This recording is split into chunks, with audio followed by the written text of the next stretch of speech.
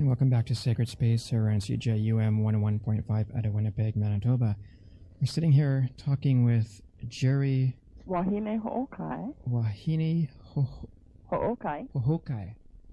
And her book, Ghost Night Wednesday, Counseling the Dead. Actually, the dead are our clients more than the living. They just bring them. Good point. Because they're the ones that are troubled. Yeah. Yeah.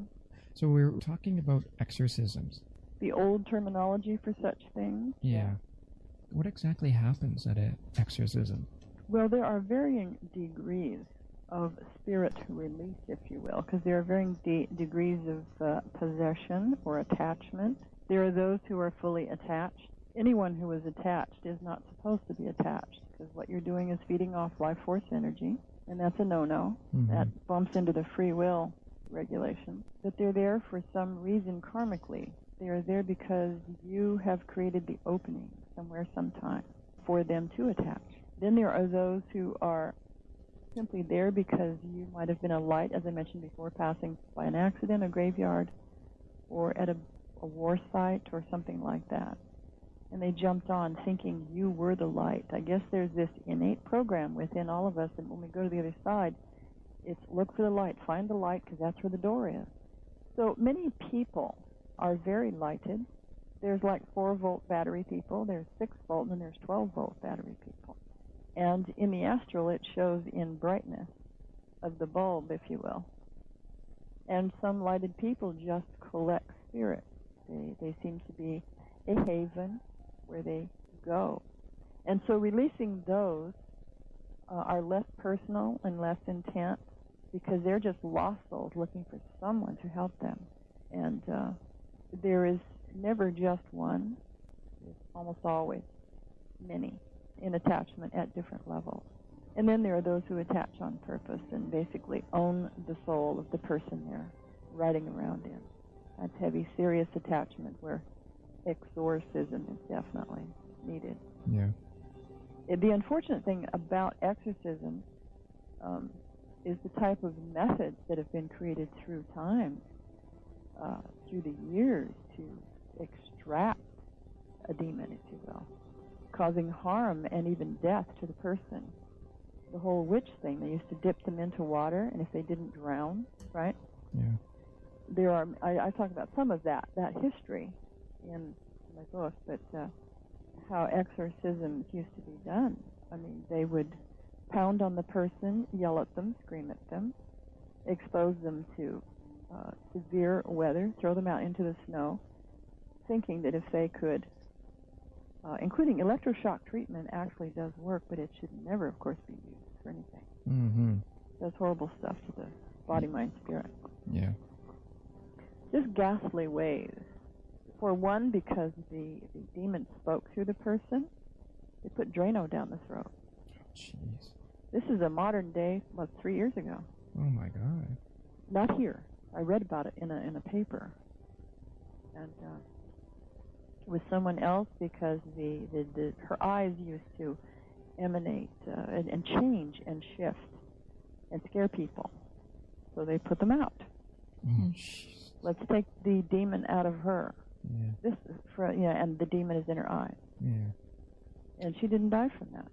Oh man. Unfortunately. In some Aboriginal cultures, the Wendigo, at least with the Ojibwe, you were killed. There was no second chance. There was no extraction. Yeah.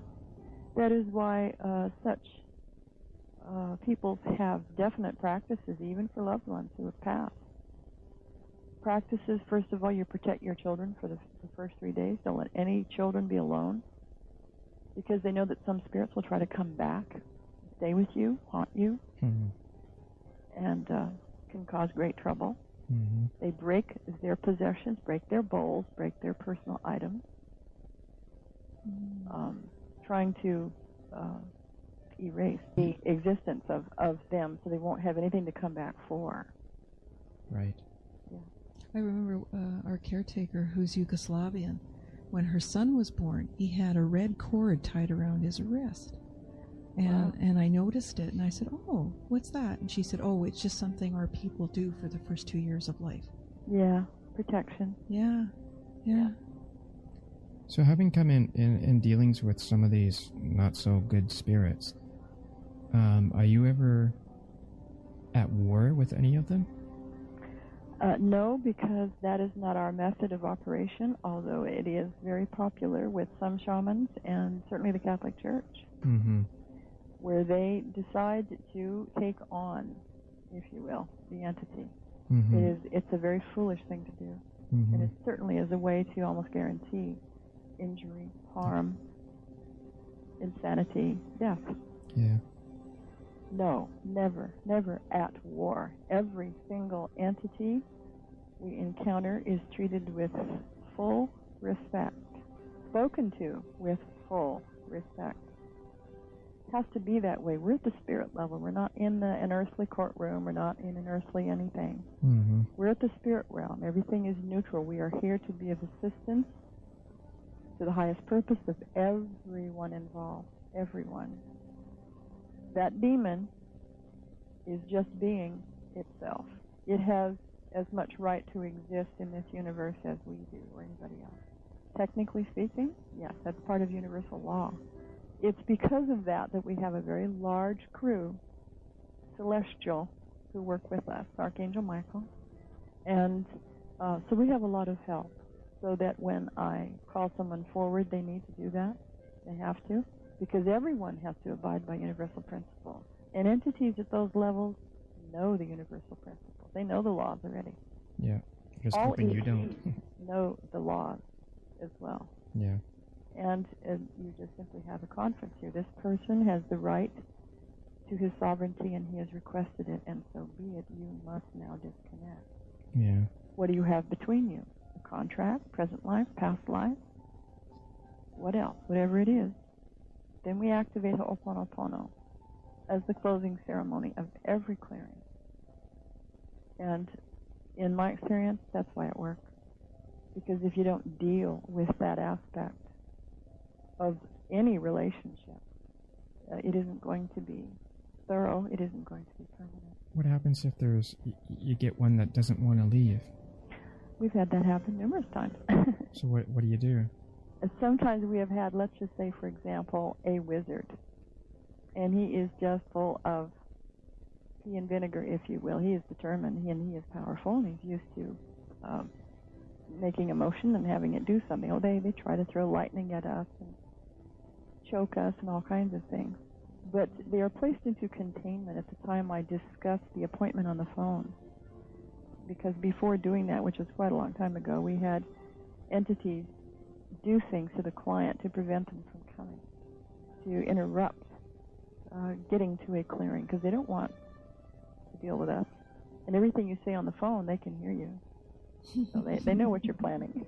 That's so funny. So I do an activation right on the phone before you hang up. Oh, wait a minute. Do the activation right there. And all violent or manipulative entities or energies are placed into containment now. Of course, I call in Archangel Michael to do that work. And our own personal divine guidance, mine and theirs, and whoever. And sometimes they just get relief right there. Well, if it went away, I'm sure I'm fine. I said, okay, if you want to wait, that's fine too. But it might not hold.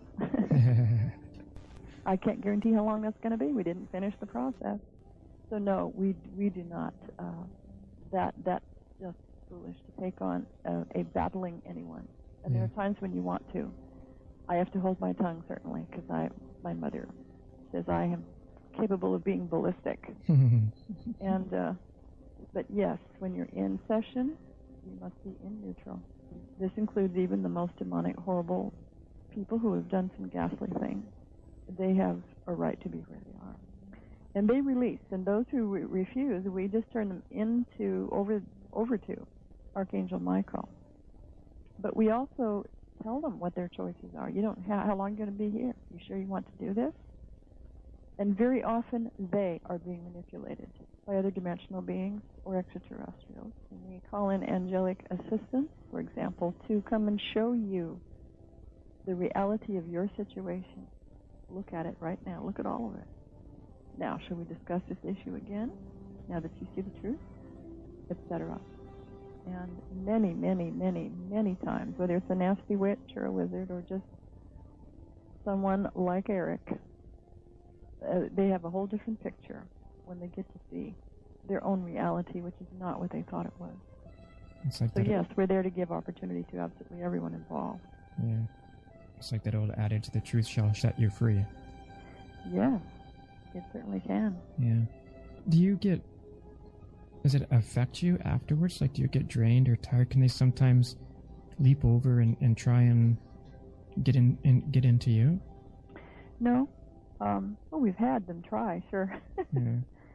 One night we were doing a session, and one of the associates had to sit on her hands because a very powerful black witch doctor, I believe we were dealing with an African situation, and the client actually was babbling in an African language, which wasn't really a big deal. She was raised in South Africa herself, but this was about a past lifetime situation where she actually lived there as a native. And he was trying to get the other member of our group, there were three of us, to get up and walk over and choke me to shut me up. Wow. So she sat on her hands. Holy. So that she wouldn't, do that. Yeah. And, of course, we're working with Archangel Michael and others to assist with the energies. We don't have to deal with anything like spinning heads or any violence to any of us. We have not had encounters. The strongest one was something like that, urges, and the other was someone yelling, no, But aside from that, the sessions themselves are very peaceful. Right. Now, and afterwards, the feeling is everyone is rejuvenated. What we used to do first thing is go to IHOP. Time to eat. Yeah. So you get hungry. It's best that you don't work with a full stomach doing psychic work. But afterwards, we certainly be hungry. And I'm feeling good because the overflow of the divine energy that we call in, and work with, fills you as you are working with it. I guess you could call that part of the perk. Yeah. It slows down your aging process. It keeps you, pretty healthy as long as you cooperate with that. Mm-hmm. Rest and real food and all of that kind of thing. If someone is drained and the worse for wear after doing a session, they've done something wrong. They need to be attended to. Yeah. Yeah, that makes sense. Something has leaked. Yeah. Is it like, if you have a bunch of people that are taking part, are you only as strong as the weakest link in that? Do you know what I mean? Not really. Like, if you're working on somebody and you've got like a group of people there that are helping, are you only going to be as strong as the weakest person there? No. Okay. No. Normal sessions are myself and one partner. Oh, okay. But there are times where we've had sessions. In this case, the practitioner, who was a massage person, brought the person over and she was babbling, so we asked a couple of people to attend to her in case she did more than babble. And so, no, the weakest link, I think on the contrary, where you have anyone who is stronger, we just work together, and if someone is less experienced or they're feeling wobbly or there's some personal involvement there, we just shield them and feed them and assist in calling in their guidance team to hold them in connection to spirit. And if there's too much difficulty there for one person, I always say if they want to bring family, we've had whole families come. That's local style. We're clearing one person, but the family wants to sit in or watch or be part of that. I said, as long as no one has fear of this, because if you're in a lot of fear, we're going to have to be working with you, and it'll take away from, us focusing on the center of the issue.